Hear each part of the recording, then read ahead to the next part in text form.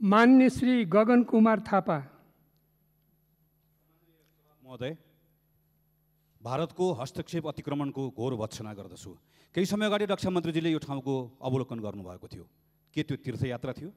थिएन भने उहाँले सरकारलाई के बताउनु भयो र सरकारले त्यो बिचमा के काम गर्यो? भारतले त प्रश्न बनिसक्यो, हामीले हाम्रो भूभागमा बनाएका हौँ र अब सङ्क्रमण सकिएपछि तपाईँहरूसँग छलफल गरौँला। के नेपालले अब रिग्रेट गरेर मात्र बस्ने हो वा हाम्रो भूमि तिमीलाई प्रयोग गर्न दिँदैनौ भनेर अब्जेक्ट गर्ने हो? हाम्रो भूमिमा 1 इन्च पनि तलमाथि भयो भने नेपालले छाड्नेवाला छैन भनेर प्रष्टसँग भन्ने हो। भारतको यो दादागिरी र चीनको न्यानो सहयोगको प्रतिरोध गर्न नेपाली काङ्ग्रेस, सिङ्गो नेपाली जनता तयार छ। सरकारले हामीबाट के सहयोगको अपेक्षा गरेको छ हामी जान्न चाहन्छौँ। धन्यवाद। मान्य श्री भीमबहादुर रावल।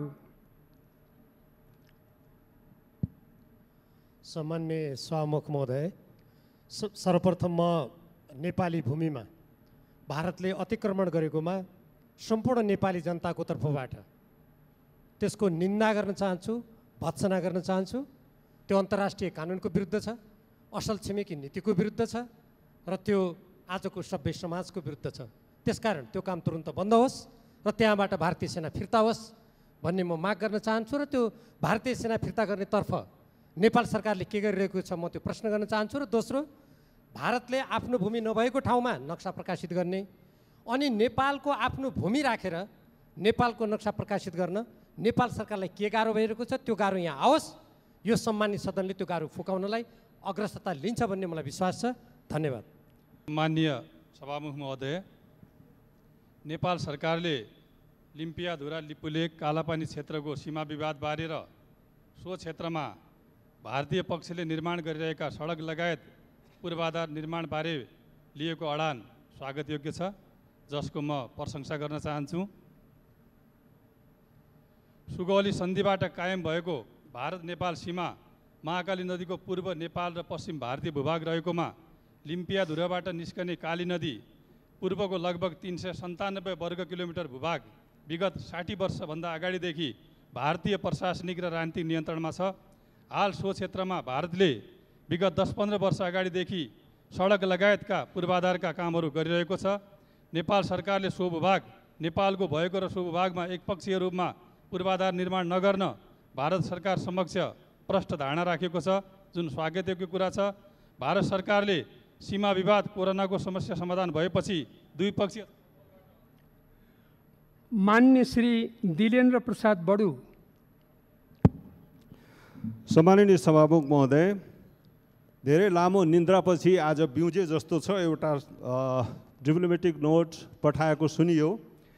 यो उद्घाटन आज उद्घाटन मात्रै भएको हो, कहिलेदेखि बन्न सुरु भयो यो सूचना यो सरकारसित थियो कि थिएन? त्यति बेला जति बेला यो एग्रिमेन्ट भयो चीन र भारतको बिचमा, त्यति बेला सुशील कोइरालाको सरकार थियो र उसले अत्यन्त गम्भीर प्रोटेस्ट नोट पठाएको थियो र त्यसपछि आज उद्घाटन हुँदासम्म यो सरकारले के नोट पठाएको छ, के लेखेको छ, यसको जानकारी अहिले चाहियो। यो सरकारको बाटो बन्दै थियो भन्ने कुरा जानकारी यदि छैन भने यसको सूचना माध्यम समाप्त भएका हुन् कि यससित कुनै सूचनाको समाज छ कि छैन?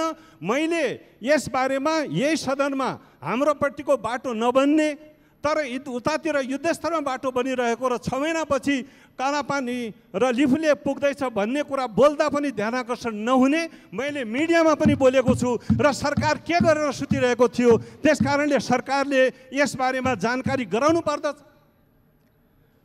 मान्य श्री महन्त ठाकुर।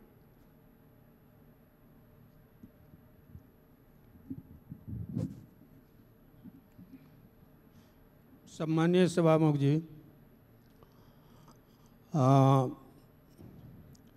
यो प्रश्न पटक पटक लिपियाधुरा लिपुलेक कालापानीको सम्बन्धमा पटक पटक आवाज उठिरहेको छ, जुलुसहरू प्रदर्शनहरू भइरहेको छ, त्यो सबैलाई जानकारी। तर यो समस्याको समाधानतर्फ के स्टेप उठायो त्यो अहिले जुन हामीले सुन्यौँ कि नोटहरू डिप्लोमेटिक नोटहरू पठाइएको छ कुराहरू, तर समाधान भएन। सर्वप्रथम यी जग्गाहरूमा हाम्रो कहीँ उपस्थिति छ कि छैन। लिपियाधुराको क्षेत्रमा बस्तीहरू देखिन्छ। पहिले पनि संसदमा चाहिँ संसदीय सर्वदलीय उसमा यो आएको थियो यो प्रश्न, र त्यस बेला चाहिँ सरकारको एउटा अफिसर चाहिँ नक्साहरू लिएर ब्रिफ गर्न आएको थियो। त्यहाँ बस्ती देखिन्छ। म प्रश्न गर्दाखेरि डिस्कसनमा छलफल हुँदाखेरि ती बस्तीहरूको सम्बन्ध भारत सरकारसँग छ। मान्य श्री सरिता गिरी।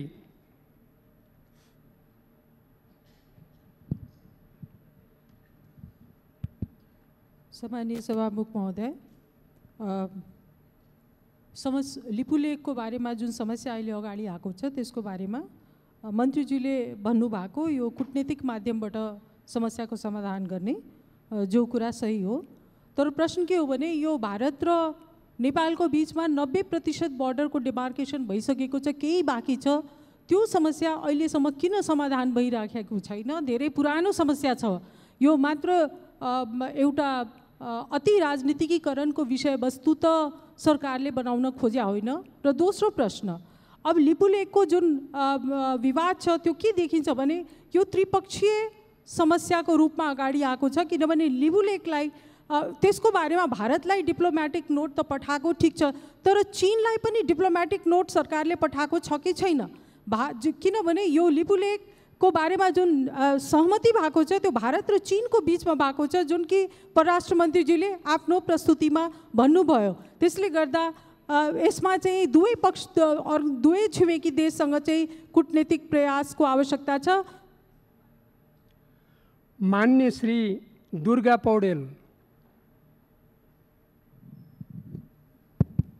सम्मान्य सभामुख महोदय, मान्य मन्त्रीजीले प्रस्तुत गरेको विषयमा कूटनीतिक नोट प्रस्तावित गरिसकेपछि त्यसको व्यवस्था गरेको कुरा यहाँ जाहेर भयो।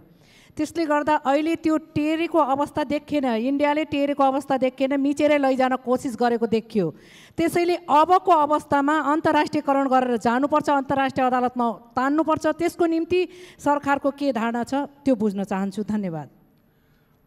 मान्य श्री प्रेम सुवाल।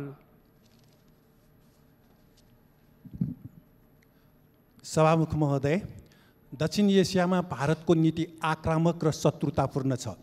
बेलायती उपनिवेशवादको प्रभावमा रहेको भारत अहिले अमेरिकी साम्राज्यवादको प्रभावमा छ।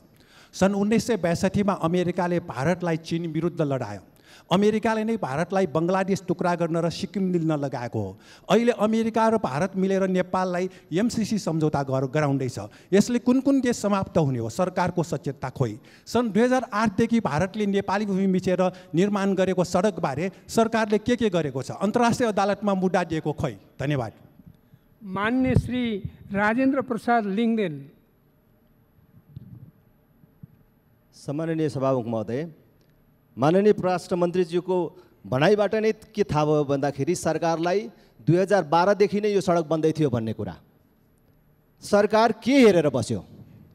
यो आज एक रातमा बनेको होइन भन्ने कुरा प्रष्ट भइसकेको छ।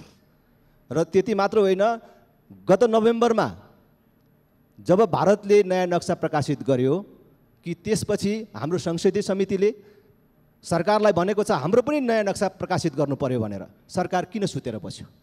त्यसकारण म खेद व्यक्त गर्न चाहन्छु, दुःख व्यक्त गर्न चाहन्छु कि भर्खरै 2-2.5 महिना अगाडि उप प्रधानमन्त्री रक्षा मन्त्री पनि त्यस क्षेत्रमा भ्रमण गरेर आउनुभयो। त सरकार यो सब कुरा किन ढाकछोप गरिराखेको छ? सरकार सीमा जस्तो हाम्रो सार्वभौमिकता जस्तो विषयमा किन उदासीन बनिराखेको छ? किन चाहिँ यो ढाकछोप गरेर लुकाउने छिपाउने काम गरिराखेको छ? म अत्यन्तै दुःख व्यक्त गर्न चाहन्छु, खेद व्यक्त गर्न चाहन्छु। र सरकारले अब प्रेस नोट दिएर केवल लेखेर मात्र होइन, यसलाई प्रधानमन्त्री तहमा पनि कुरा होस्। भएन। मान्य श्री मिनेन्द्र प्रसाद रिजाल।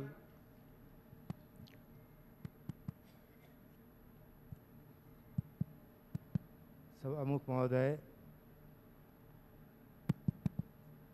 महोदय, परराष्ट्र मन्त्रीजीले 2015 में सरकारले प्रोटेस्ट नोट पठायो भन्नुभयो। त्यतिखेर प्रधानमन्त्री को थियो उहाँलाई सम्झना भएन। अहिले पार्टीका अध्यक्ष दुवैजनाको नाम भन्न उहाँलाई सहज भयो, किनभने लामो स्मृति उहाँहरूसँग छैन। यसकारण छैन कि हिजो सुशील कोइराला प्रधानमन्त्री हुनुहुन्थ्यो र सुशील कोइरालाको देशभक्तिमाथि लान्छना लगाएर सरकार बनाएको थियो, त्यही चिज बोकेर आउनु भएको छ। अब अलि अगाडि सीमा अतिक्रमण भयो। सीमा अतिक्रमण हुँदा सरकारको कम्युनिस्ट पार्टीका दुईटा मोर्चा तयार भयो। एउटा मोर्चा गाली गर्ने, अर्को मोर्चा त्यसलाई डिफेन्ड गर्ने। त्यस्तै एमसिसीमा एउटा मोर्चा एमसिसीलाई सत्तो सराप गर्ने, अर्को मोर्चा एमसिसीलाई बोकेर हिँड्नुपर्छ भन्ने। यसमा पनि सरकार दुईटा मोर्चा खडा गरेर बस्ने हो कि परराष्ट्र मन्त्री के गर्न चाहनुहुन्छ? संसदसँग कहाँ सहयोग चाहनुहुन्छ? विपक्षी दलहरूले सहयोग गरिरहेछ भन्नु हो, अब गर्ने के हो? त्यसका लागि त्यो भन्नुहोस्। खालि यो प्रोटेस्ट नोट पठाउँछौँ, यसो गर्छौँ भन्ने मात्रैले पुगेन। मान्य श्री अनिल कुमार झा। सम्मान्य सभामुख महोदय, 2005, 2008, 2014, 2015देखि लिएर यो 2019सम्म नेपाल सरकारलाई त्यो भेगमा के भइरहेछ भन्ने कुरा थाहा छ भन्ने कुरा परराष्ट्र मन्त्रीज्यूको वक्तव्यबाट थाहा भयो। माननीय मोहन ठाकुरज्यूले अघि राखिरहनु भएको विषयलाई जोड्दै म के यहाँ जानकारी चाहन्छु परराष्ट्र मन्त्रीज्यूबाट भने के यो डिप्लोमेटिक च्यानलबाट पत्राचार भइरहेको र नेगोसिएसन भइरहेको कुरा लाई छोडेर अब यो वक्तव्यबाजी र जुलुस नाराले समस्या समाधान गर्ने वा अघि साथीहरूले भन्नुभयो जस्तै यसको सैन्य समाधान खोज्नेतिर देश जाँदैछ कि डिप्लोमेटिकै च्यानलबाट खोज्ने हो, त्यो बुझ्न चाहन्छु। धन्यवाद। मान्य श्री कृष्ण भक्त पोखरेल।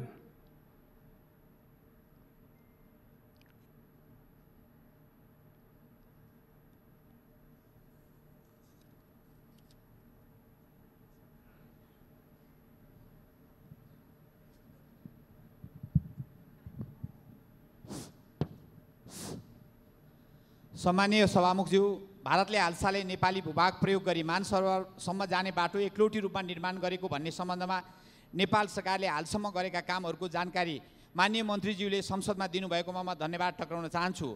सन् 1816को सुगौली सन्धिले काली नदीको पूर्वतर्फको भाग नेपालको भन्ने कुरामा कुनै विवाद देखिँदैन। हाम्रो अखण्ड सार्वभौम भूमि लिपुलेखबाट भारतले एकलौटी रूपमा बाटो बनाउने हाम्रो सार्वभौमतामाथिको आक्रमण हो।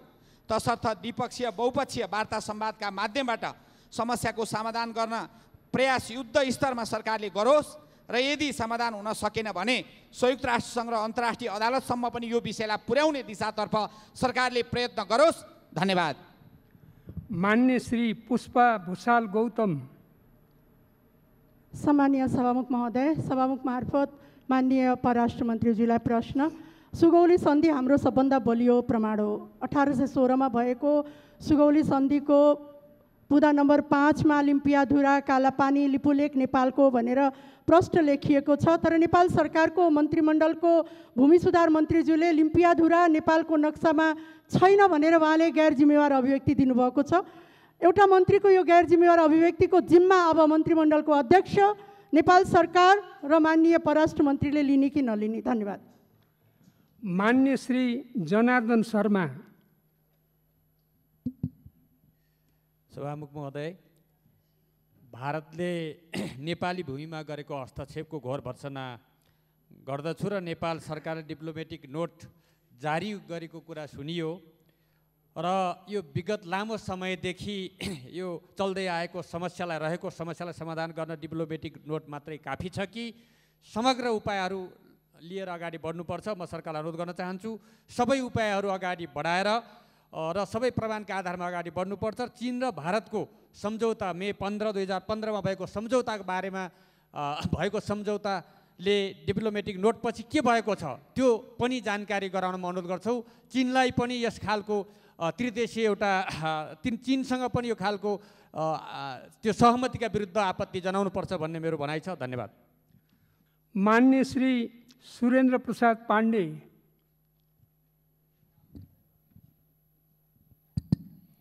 सभामुख महोदय, अहिले जुन विषयमा हामी छलफल गरिरहेका छौँ सबभन्दा पहिला त म यो नेपाली भूमिमा जुन निर्माण भएको सडकको कुरा छ म त्यसमा आपत्ति व्यक्त गर्न चाहन्छु, निन्दा गर्न चाहन्छु। सरकारले यसबारेमा जो स्टेटमेन्ट राखेको छ त्यसलाई धन्यवाद भन्न चाहन्छु। तर म एउटा कुरा के भन्न पनि चाहन्छु भने खालि खास घटनाहरूमा मात्रै स्टेटमेन्ट दिएर हामी चुप लागेर बस्ने जुन खालको समस्या छ यसलाई हामीले रेगुलर एउटा निष्कर्षमा पुर्याउनको लागि गर्नुपर्ने नियमितका प्रयासहरू के भए भन्नेतर्फ पनि म सरकारको ध्यानाकर्षण गर्न चाहन्छु। खालि एउटा घटना आउँछ, स्टेटमेन्ट दिन्छौँ, त्यसपछि हामी शान्त भएर बस्छौँ, बाँकी कुनै प्रयासहरू हुँदैन।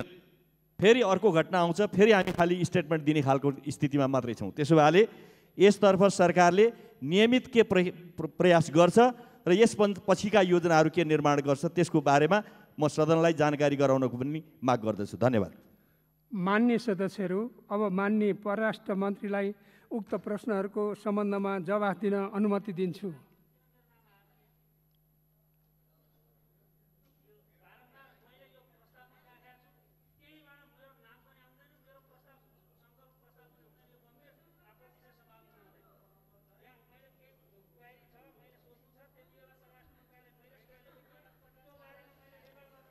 मान्य सदस्यहरू, तपाईँहरूको रेकर्ड भयो। यो दलीय आधारमा मुख्य सचेतक, प्रमुख सचेतकसित सल्लाह गरेर गरिएको कुरा हो, यो विषम परिस्थितिलाई ख्याल गरेर।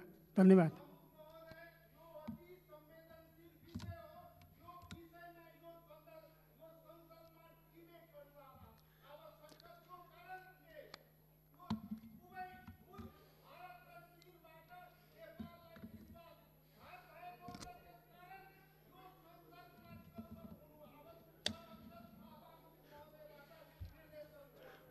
उपयुक्त समयमा छलफल हुन्छ, मेरो ध्यान आकर्षण भयो। मान्य सदस्य, मान्य मन्त्री हो।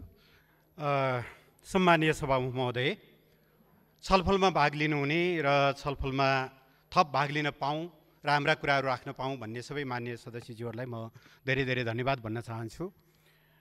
मैले अघि पनि भनेको थिएँ, वास्तवमा यसले सरकारलाई एउटा स्ट्रेन्थ दिएको छ राष्ट्रिय हितका सवालमा अझ दृढतापूर्वक अगाडि बढ्न र एउटा परिणाम निस्किने गरी काम गर्नको निम्ति भन्ने म आग्रह गर्न चाहन्छु। सबै मान्य सदस्यज्यूहरूलाई धन्यवाद भन्न चाहन्छु।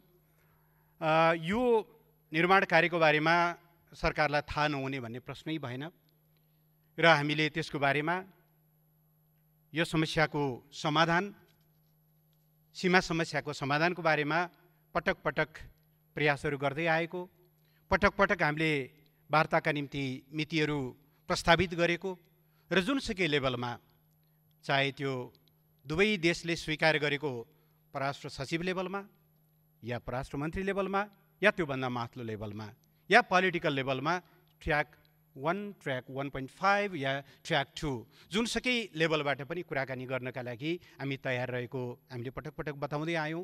केही इन्फर्मल कुराकानीहरू नभएका पनि होइनन्। यस बिचमा सामान्यतया गएको फेब्रुअरी महिनाको लास्टतिर बैठक बस्न सक्ने दिशातिर हाम्रा छलफलहरू अगाडि बढेका थिए, तर कोरोनाको महामारीसँगै हाम्रा ध्यानहरूलाई स्वाभाविक रूपले यो महामारीको विरुद्ध केन्द्रित गर्नुपर्ने अवस्था सृजना भयो। त्यस कारणले गर्दा त्यो बैठक हुन सकेको छैन। तर पनि मलाई के विश्वास छ भने यस्ता समस्याहरूको समाधान कूटनीतिक माध्यमबाटै गर्न सकिन्छ। सरकारले त्यसको दृढ विश्वास लिन्छ। हिजो भारतीय विदेश मन्त्रालयका प्रवक्ताको हाम्रो वक्तव्य आइसकेपछिको एउटा प्रतिक्रिया छ, जसमा उहाँहरूका आफ्ना क्लेमहरू उल्लेख गर्दै पनि कोरोना पछि हामी चाहिँ वार्ताको टेबलमा बस्न तयार छौँ भन्नुभएको छ। त्यसले गर्दा कूटनीतिक माध्यमबाट समाधान गर्न सकिन्छ भन्ने कुरामा सरकारको दृढ विश्वास रहेको म यहाँहरूलाई जानकारी गराउन चाहन्छु। प्रतिपक्ष दलका माननीय सदस्यहरूले भन्नुभएको छ सरकार कस्तो खालको सहयोग चाहन्छ। यस्तै खालको सहयोग नै हो। यहाँहरूको निरन्तर साथ रहोस्, यस्ता प्रश्नहरूमा बलियो राष्ट्रिय एकता होस्, यस्ता प्रश्नहरूलाई यो दल र त्यो दलको नभनियोस्, म आग्रह गर्न चाहन्छु। मैले नेपाल सरकारले 2015मा चाहिँ प्रोटेस्ट गर्यो भने मैले कुनै दल विशेषको नाम लिइनँ। माननीय सदस्यले सुशील कोइरालाको नाम लिनुभयो, मेरो पनि आदरणीय दाजु र स्वर्गीय प्रधानमन्त्री। तर माननीय सदस्यले यो बिर्सिनुभयो क्या र त्यो संयुक्त सरकार थियो र त्यो संयुक्त सरकारमा परराष्ट्र मन्त्री तत्कालीन नेकपा एमालेका नेता महेन्द्र बहादुर पाण्डे पनि हुनुहुन्थ्यो। त्यसमा यस्ता प्रश्नहरूमा धेरै संवेदनशीलता ल्याउने र राजनीतिकरण गर्ने काम गर्नु उचित हुँदैन भन्ने म ठान्दछु। यो साझा समस्या हो र साझा समस्यालाई साझा ढङ्गले नै समाधान गर्न सकिन्छ। यसमा मैले सत्तापक्ष प्रतिपक्ष केही हेरेको छैन। सिङ्गो देश यस मानेमा युनिफाइड छ। अघि एकजना माननीय सदस्यहरूले खेद व्यक्त गर्नुभएको नेपालको टेरिटोरी मिचियो भनेर खेद व्यक्त गर्नुभएको होला। टेरिटोरी फर्काउनका निम्ति लडिरहेको सरकारको बारेमा त पक्कै पनि उहाँले खेद व्यक्त गर्नुभएको होइन होला, नभए गलत निशानामा लाग्यो उहाँको भन्ने लाग्छ मलाई। यो 90% समाधान भयो, बाँकी समाधान भएन, यसलाई प्रतिशतमा हेर्न मिल्दैन। मुलुकको सिमाना खण्डीकरण गरेर 90% मिलेको 10% बाँकी रहेको भन्ने हुँदैन। निश्चय नै सत्य के हो भनेदेखि संयुक्त आयोगले काम गर्दै आयो 2007 सम्म, 1990 को दशकदेखि, र 182 थान स्ट्रिप नक्साहरू तयार भए। तर सुस्ता र कालापानी क्षेत्र, कालापानीको गर्ब्याङदेखि माथि नापी नक्सा नै हुनु भएन। त्यसो भइसकेपछि सन् 2007 देखि 2014 सम्म दुई देशको सीमा समस्याको समाधानका सन्दर्भमा कुनै काम भएन, किनभने जोइन्ट कमिसनको म्याद सकिएको थियो। सन् 2014 मा फेरि चाहिँ जोइन्ट टेक्निकल कमिटीको 2014 मा नेपाल भारत परराष्ट्र मन्त्री स्तरीय जुन जोइन्ट कमिसन छ त्यसले बाउन्ड्री वर्किङ ग्रुप BWG बनाएर त्यसले काम गरिरहेको छ। मित्र राष्ट्र भारतको आग्रह छ त्यो 182 थान स्ट्रिप नक्सामा हस्ताक्षर गरौँ, त्यो टुङ्गिएको विषय हो भनेर। तर नेपाल सरकारले सुस्ता र कालापानी लगायतका समग्र क्षेत्रहरूको टुङ्गो नभइकन अहिले हामी हस्ताक्षर गर्न सक्दैनौँ भनेर भनेका छौँ। त्यसबारे यो प्रतिशतमा हेर्ने विषय हो जस्तो मलाई लाग्दैन। नेपालको सिमानाको कुरा समग्रतामा हेर्नुपर्छ। सरकार त्यस मामलामा क्लियरै छ। लिपुलेखको बारेमा चीनलाई पनि हामीले त्यति बेला पत्राचार गरेका छौँ र त्यस यतापट्टिका थुप्रै कुराकानीहरूमा चाहिँ चीन लिपुलेखको सन्दर्भमा नेपालको दृष्टिकोण चीनलाई प्रश्न पार्ने कामहरू गरिएको अवस्था छ।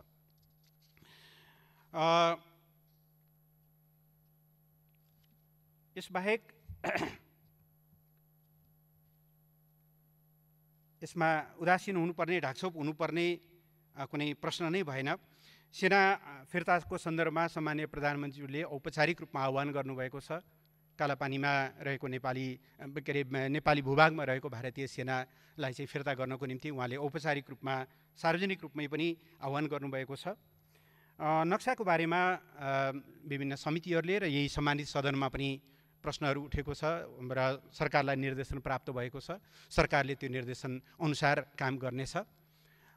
नक्सा सार्वजनिक गर्नु अगाडि त्यसको समग्र प्राविधिक पक्षहरू 1 इन्च पनि बढी हुन 1 इन्च पनि तल हुन नहुने सबै कुराहरूलाई पर्याप्त तयारी गरेर र सम्पूर्ण कुरालाई चाहिँ चेक जाँच गरेर सार्वजनिक गर्नुपर्ने भएको हुनाले केही समय लागेको हो।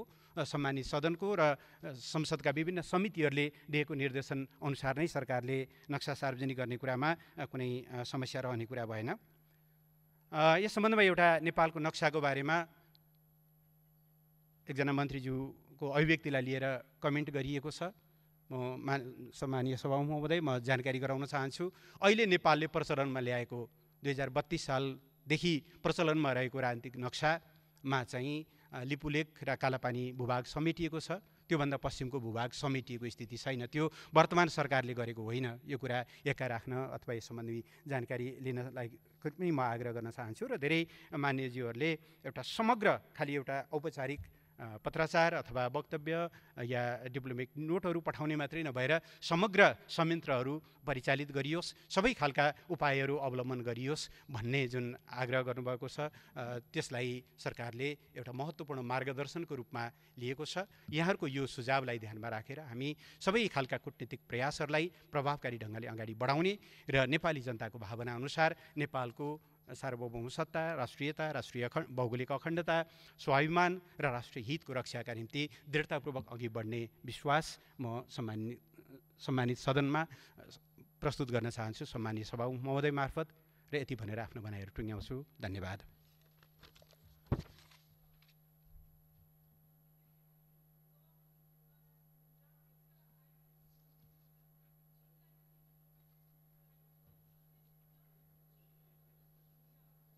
माननीय सदस्य, अब यो छलफल समाप्त भयो, फेरि अर्कोचोटि यसलाई छलफल गरौँला। माननीय सदस्य